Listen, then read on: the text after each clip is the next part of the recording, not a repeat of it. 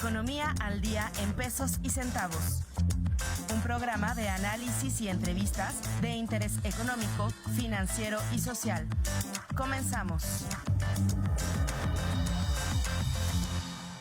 Hola, ¿qué tal? Muy buenos días. Les saluda con el gusto de siempre Alberto Pastrana, titular de este espacio denominado Economía al Día en Pesos y Centavos, programa de economía y finanzas de nuestra querida Universidad Autónoma de Querétaro, el cual transmitimos en vivo y en directo a través de las frecuencias 89.5 en frecuencia modulada por Radio Universidad y a través del 24.1 en su sintonizador en televisión digital abierta, además de todos los medios de televisión de paga y también, por supuesto, a través de internet, de nuestras redes sociales universitarias. Es un placer para mí darle la más cordial bienvenida también a este programa, a nuestro analista, a nuestro comentarista en materia económica y financiera. Él es el doctor Bruno de la Garza. Muy buenos días, mi estimado doctor Bruno. ¿Cómo estás el día de hoy? ¿Qué tal? Muy buenos días. Muy bien, doctor. Tenemos muchas notas que compartir con nuestro público, con nuestra audiencia en esta semana. Este lunes ya 27, lunes 27 de mayo, ya la última semana de mayo y a una semana, menos de una semana, de nuestras elecciones federales. Algunos datos económicos financieros muy interesantes para compartir con usted, para comentar, para analizar. Y pues bueno, ya sin mayor preámbulo, vámonos a nuestra cortinilla de precios, de cotizaciones, para saber cómo amanecen las cosas en esta mañana. Y de allí tomemos un punto de partida para nuestro análisis del día. Y es que, bueno, también nuestro peso sigue bien, bastante bien con respecto al dólar, 16 pesos a la compra.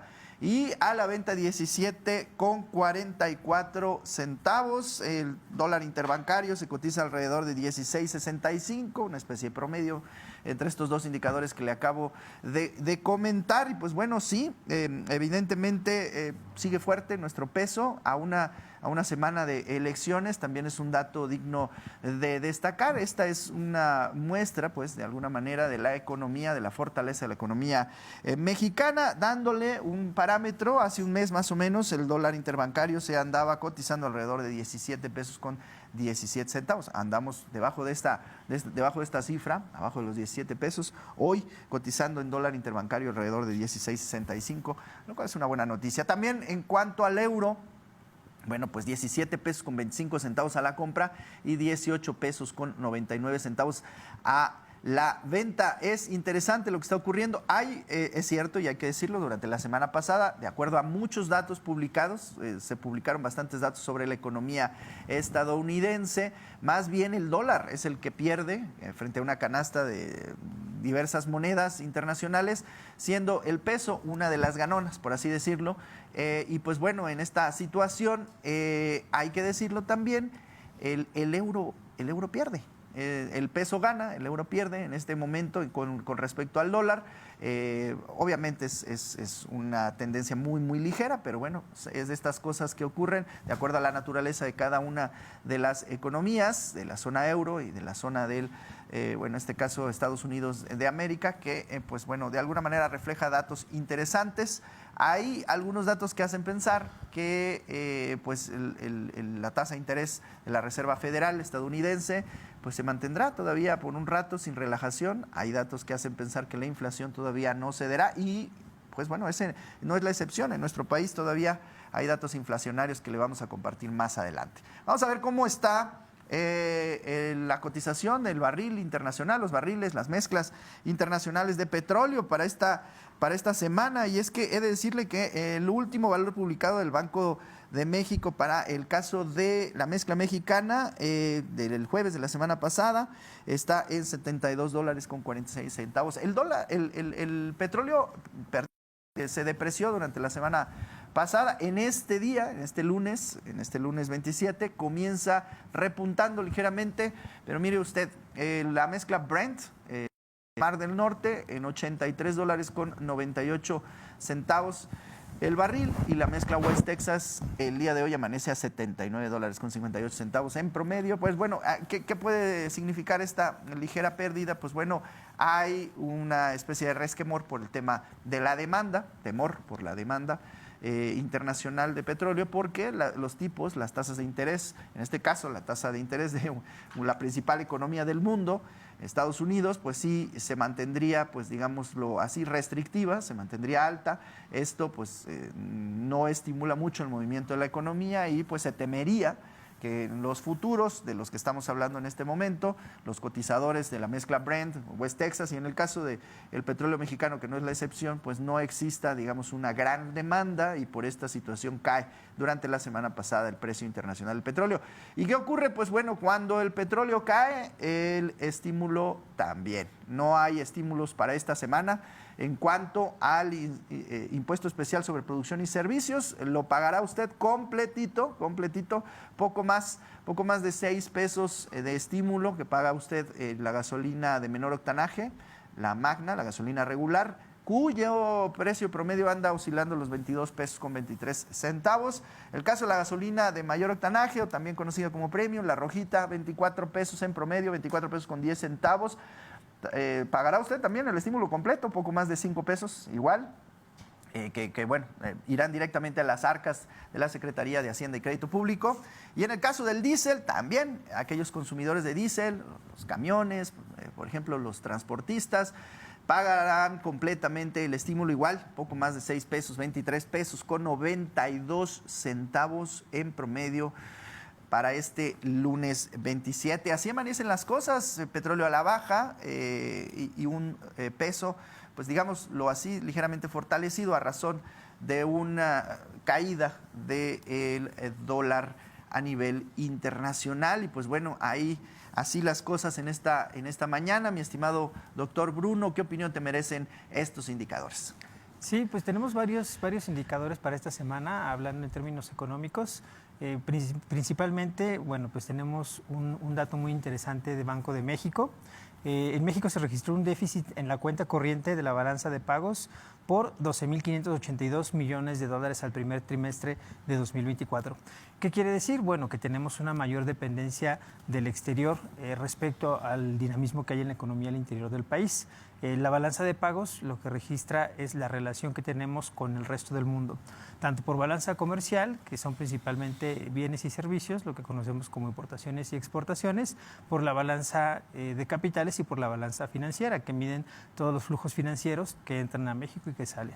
De esta forma, bueno, pues tendríamos para abril un déficit comercial por 2.7% del PIB. Es decir, las importaciones estarían superando a las exportaciones por el valor de 3.746 millones de dólares, lo cual no es un dato negativo, simplemente nos habla de que estamos teniendo pues una mayor dependencia en este momento del mercado exterior. En cuanto a, nos hablabas de algunos datos interesantes del petróleo, del tipo de cambio, tenemos una disminución del 17% para el primer trimestre de las exportaciones petroleras. Bueno, esto explicaría un poco los datos del déficit comercial. También tuvimos un incremento en el precio de los hidrocarburos, pero para compensar esta disminución del 17% de las exportaciones petroleras, también podríamos hablar del incremento del 12.9% de la manufactura. Ya hablábamos hace una semana precisamente de del incremento en la inversión extranjera directa en nuestro país, en algunos estados, como destaca nuestra entidad aquí en Querétaro. También sobre el proceso inflacionario. Ya anticipa Banco de México, como ya lo referiste. De hecho, tuvieron su minuta recientemente, en la cual se habla de un proceso desinflacionario lento y de tasas de interés altas para lo que resta de este 2024. ¿De qué hablaba la minuta? Del cumplimiento de la reducción de los requerimientos financieros del sector público. Tendrían que ser del 2.9% del PIB o superiores dentro de un año, para que de esta forma pues no haya presiones inflacionarias por parte de la demanda agregada y en los mercados, de la demanda agregada y además en los mercados de deuda. De esta forma, si no tenemos un mayor dinamismo al interior de la economía mexicana, pues estaríamos viendo estas tasas de interés que posiblemente no bajen por parte del Banco de México, lo que generaría que las tasas de interés generales para el público de a pie pues no estuvieran bajando tampoco durante el resto del año. Esto dependerá, bueno, pues de la dinámica que se lleve a cabo durante este 2024, que si de por sí es un año complejo por la cuestión electoral, bueno, pues esperemos que no genere demasiada volatilidad dentro de los mercados nacionales. En cuanto a crecimiento económico, tuvimos el mes pasado tuvimos un crecimiento ligeramente marginal del 0.3% para el mes de abril, una tasa anual del 1.9%. Esto impulsado principalmente por el sector primario, lo cual es de destacarse. Recordemos que el sector primario pues, es de los que menos crecen en el país, siendo en contraparte, pues pudimos observar una disminución del 0.5% registrada en el sector secundario y un incremento del 0.6% en el sector terciario. De esta forma, pues ya nos da este crecimiento muy pequeño, apenas marginal del 0.3% del PIB. Por otra parte, Rodrigo Mariscal, economista en jefe de la Secretaría de Hacienda y Crédito Público, nos habla ya, aunque estemos a mitad de 2024, de la disciplina financiera para el próximo año.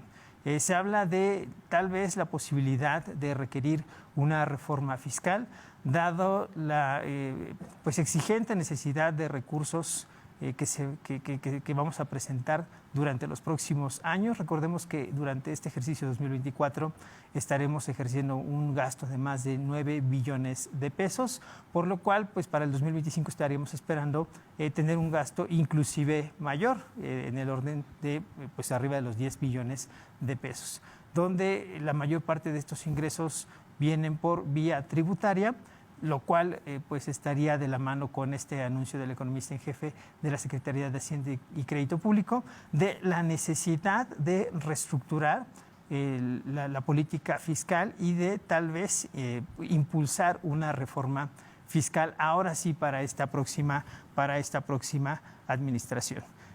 También tenemos algunos datos interesantes respecto al petróleo, como ya nos decías. Se habla de Pemex, de la producción petrolera. Resulta que las 6 refinerías que tenemos en el sistema nacional de refinación pues se encuentran trabajando el 58% durante el primer trimestre del año. Esto ha generado, bueno, pues una disminución en la producción a nivel nacional.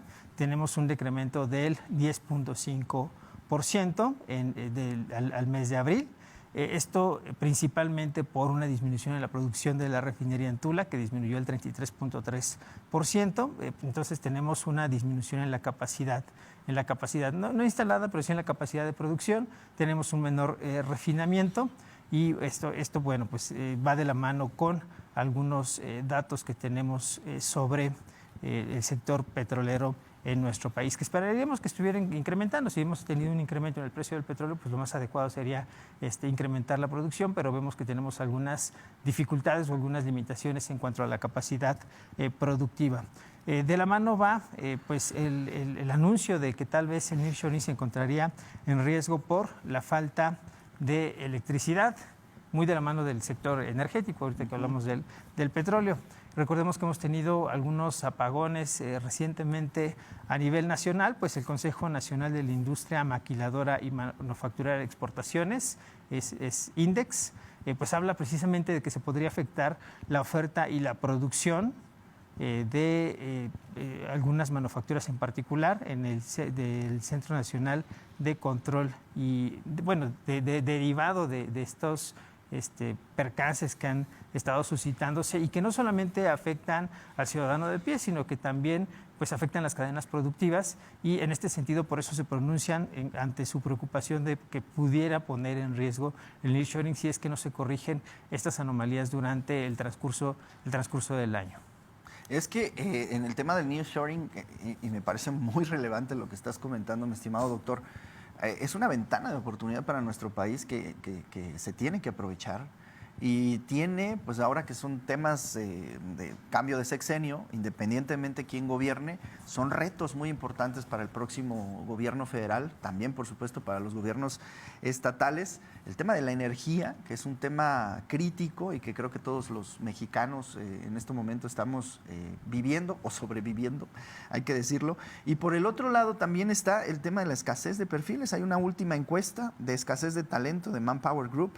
Identifica el 68% de las empresas en México con dificultad para encontrar los perfiles con las habilidades adecuadas. En el caso del nearshoring, pues habrá y hay una demanda específica de ciertas competencias que pues son necesarios cubrir y que bueno, ahí estamos involucrados por supuesto las universidades, que tenemos que entender, tenemos que escuchar una especie de antena sobre estas demandas para poderlas en un momento determinado cubrir.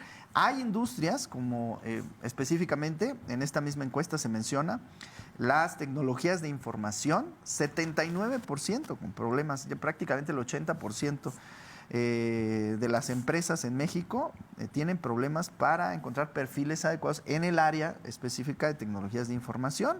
Bienes de consumo, 72% de las empresas. Transporte y logística, 69%. Y pues bueno, ahí se tienen estos retos. No son necesariamente malas noticias, más bien son retos importantes que se deben entender. El tema de la energía, el tema del talento, que debe en un momento determinado trabajarse para que pues esto se aproveche como una verdadera oportunidad y no por una situación pues de falta de talento, de falta de energía, pues bueno, finalmente muchas de las empresas, mucha de la inversión extranjera directa termine por ubicarse pues en otras latitudes, en otros lugares, ¿no? Es interesante, es importante comentarlo y también a colación de lo que comenta el estimado doctor Bruno de la Garza, pues sí, entender que la inflación no cede, todavía no cede, incluso la semana pasada lo anunciaba también el presidente de la Fed, Jerome Powell, en sus declaraciones arrojaba que la política restrictiva todavía pues va a continuar. En México también pues no ha sido la excepción, y es que el último dato de inflación publicado el 1 de mayo del 2024, recientemente, es de 4.78 inflación general a tasa anual. Es una inflación que, hay que decirlo, por ejemplo, en marzo llegó a 4.37, es mínimos, y en el caso de este año, el mínimo se ha suscitado en el mes de febrero con 4.35. De 4.35 en este momento nos encontramos a 4.78. Pues bueno, ahí hay una reflexión. Estoy hablando de toda la inflación en general. Hay que, por supuesto, desagregarla y entender un poquito, pues bueno, dónde está el problema. También hay una fuerte contribución en el tema agrícola, el tema de los energéticos, que bueno, obviamente desbalancean este indicador, pero es cierto que pues es para tomarse en cuenta. También hay un reto interesante en el umbral de un nuevo sexenio para hacerle frente a estos vaivenes, ¿no?, de la economía. Cuando se anunciaba a finales del año pasado que bueno, ya parecía que empezarían a ceder las tasas de interés a nivel internacional, que el Banco de México también iba a empezar a relajar su tasa de interés, incluso lo hizo 25 puntos base a principios de este año, pero no más. Parece que se va a quedar, y lo vuelvo a comunicar, la tasa objetivo en este momento del Banco de México está altísima, son niveles récord, 11% a tasa anual. Hay que tener en cuenta este indicador, todavía digamos sigue bastante elevada, y que pues de alguna manera sí representa pues un indicador importante de cómo se están moviendo las cosas en México. Y bueno, ya pasando la página un poquito, también me gustaría mucho escuchar a nuestro economista Bruno de la Garza, pero una nota interesante en periódicos nacionales en la que circula datos de la semana pasada sobre informalidad laboral, desempleo.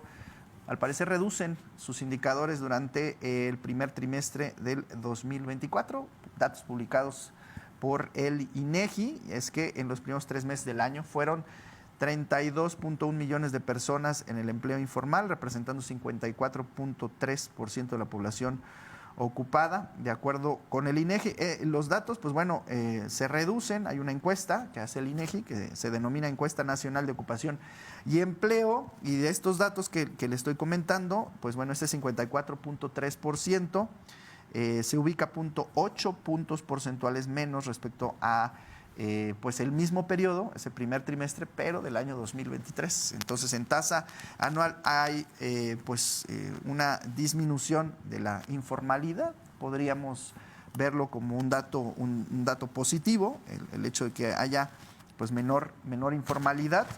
Y pues bueno, también por estado hay mayor informalidad o menor informalidad. Le puedo mencionar, de acuerdo a esta misma encuesta, estados como Oaxaca, Guerrero, Chiapas, están por encima del 70% de informalidad, llegando al 81%, por ejemplo, en Oaxaca. Informalidad es es una barbaridad, pero pues bueno, en contraste, estados pues bueno, del norte, Coahuila, por ejemplo, Chihuahua, Nuevo León y Baja California, pues por debajo del 37% todos estos, llegando a 33% en el caso de Coahuila, en el caso de informalidad, ahí donde es menos, probable que exista la informalidad. Y pues bueno, así estos datos, mi estimado doctor Bruno de la Garza. ¿Cómo ve el tema de la informalidad? Sí, bueno, se plantea como algo bastante complicado. Recordemos que durante los últimos 20 años en nuestro país la informalidad prácticamente no ha cambiado. Es decir, aunque la población crece en términos reales, esta proporción de 60-40 o 55-45 realmente no se ha disminuido. Es un reto que tiene a nivel nacional la administración actual, pero también la anterior y así durante pues, muchos años. La cuestión sería tal vez ya no hablar tanto de desempleo, de ver qué programa podría incentivar a la población a la formalidad, porque además vemos una relación directa entre informal y, bueno, algunas carencias en los niveles de vida. Es decir, al orientarnos hacia la formalidad, se completan algunos satisfactores dentro de la vida de los ciudadanos. Por eso es que tratamos de llevar como sociedad hacia la formalidad, además del beneficio de la parte recaudatoria para el Estado. Dentro de estos porcentajes que manejas, bueno, tenemos una gran heterogeneidad al interior del país, dependiendo de dónde se sitúe, dónde es que estemos midiendo prácticamente este indicador en concreto. Vemos mayores niveles de informalidad al sur del país, menores niveles de informalidad en la parte donde tenemos pues, mayores asentamientos del sector secundario y pues prácticamente esto estaría confirmando esta situación. Tal vez lo que debería de ocupar actualmente a la política económica en nuestro país debería ser más que el desempleo, el poder incrementar la formalidad a nivel nacional para incrementar la base recaudatoria y el poder ver, bueno, cómo es que se están generando fuentes de trabajo con buenas remuneraciones económicas. ¿A qué me refiero con buenas? Bueno, que pues alcance para poder satisfacer las necesidades de la población. En cuanto a esta situación en concreto, vemos que 8 de cada 10 familias mexicanas, bueno, con la remuneración que tienen no alcanzan a completar una canasta alimentaria.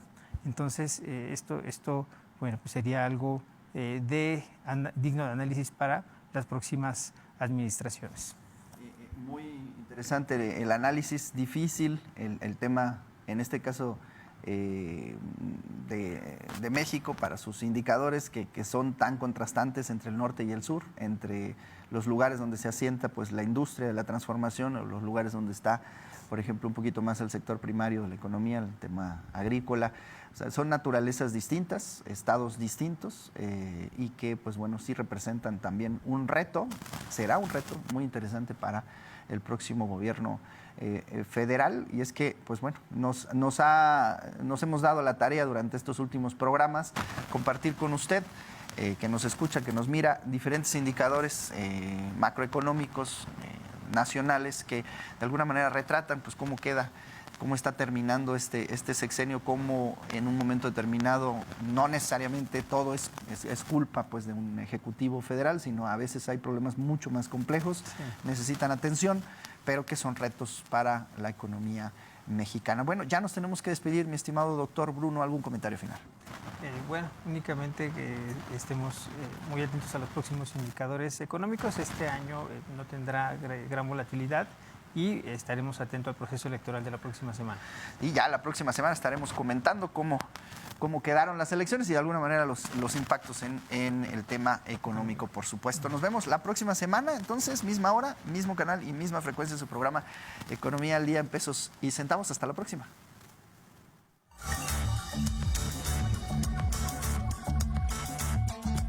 Gracias por sintonizarnos. Te esperamos en nuestra siguiente emisión. Hasta la próxima.